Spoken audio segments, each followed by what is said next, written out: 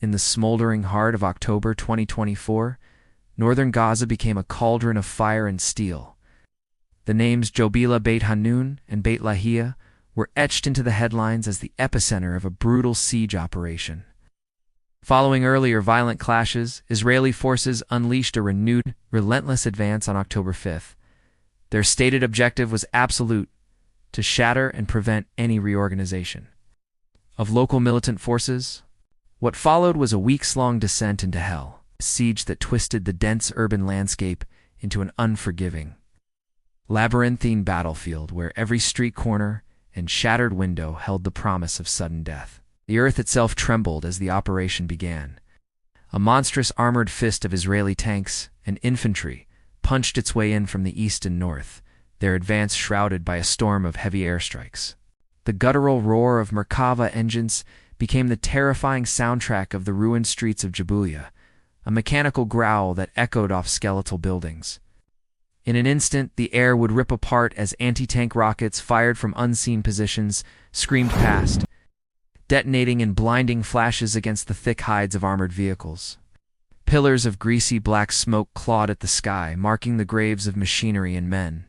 From the hollowed-out eyes of high-rise buildings, local fighters unleashed a deadly hail of sniper fire, their bullets zipping across the rubble-strewn avenues. Grenades arched through the air, lobbed from rooftops to explode amongst the advancing convoys.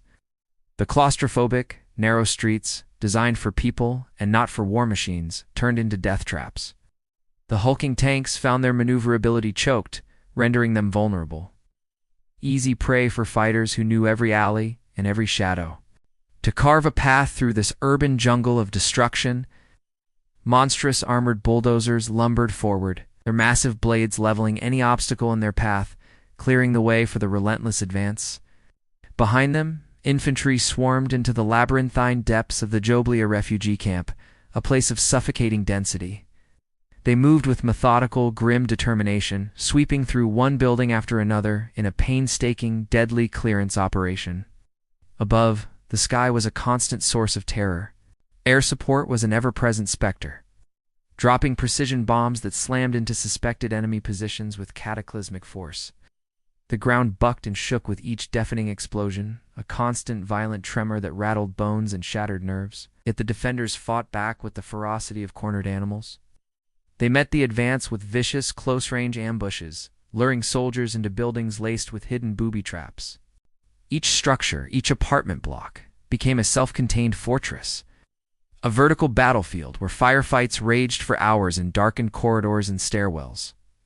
A brutal, intimate form of combat, fought with rifles, grenades, and knives. The Israeli strategy was one of slow, methodical strangulation. Forces closed in from multiple directions, a tightening steel ring that severed all supply lines and choked off any hope of evacuation.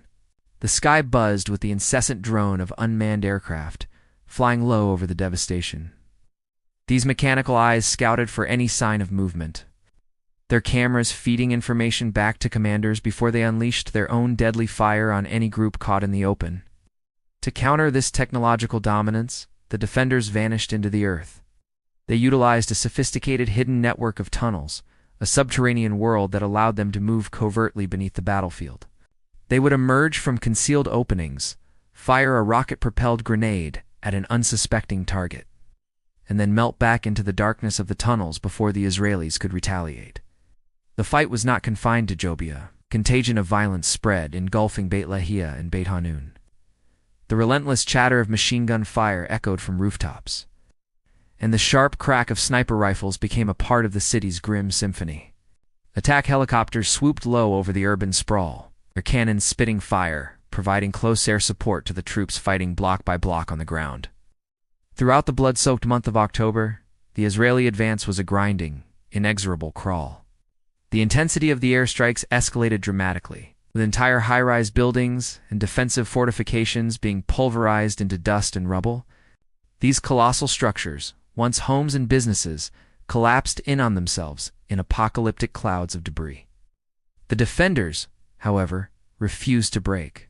God didn't localize counterattacks under the cloak of night, striking at makeshift Israeli positions with grenades and small arms fire in a desperate bid to disrupt the siege. Each attack was a gamble, a fleeting moment of defiance before the inevitable, overwhelming response. The Israeli Air Force would retaliate with crushing power, unleashing powerful airstrikes that targeted suspected weapons depots and the entrances to the vital tunnel network, turning the night sky into a flickering, deadly light show. By the time October drew to a close, the siege had solidified. Israeli forces had seized control of major routes, effectively isolating the northern sector and steadily expanding their operational footprint.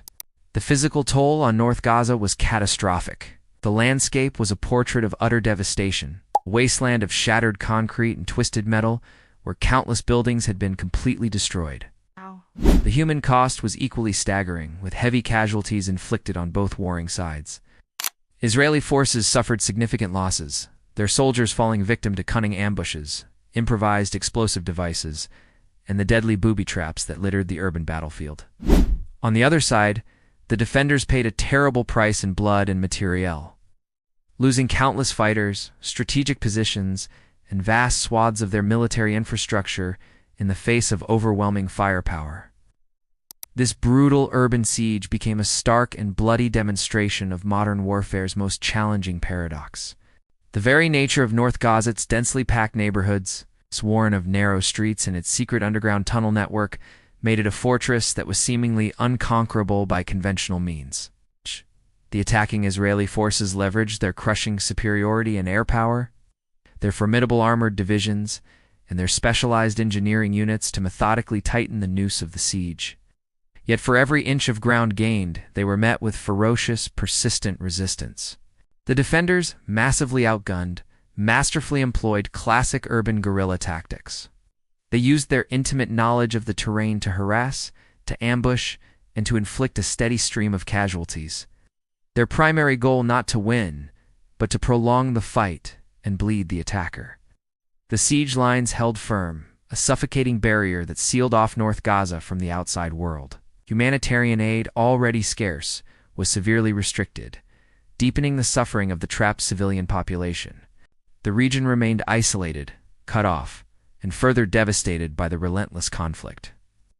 While Israeli forces could claim to have achieved their immediate operational objectives, temporarily preventing militant reorganization and destroying a significant number of enemy facilities, the battle was far from over. The embers of local resistance continued to glow fiercely in the ruins, flaring up in the weeks and months that followed, ensuring that the siege was not an end, but merely a new brutal chapter in a prolonged and intractable war.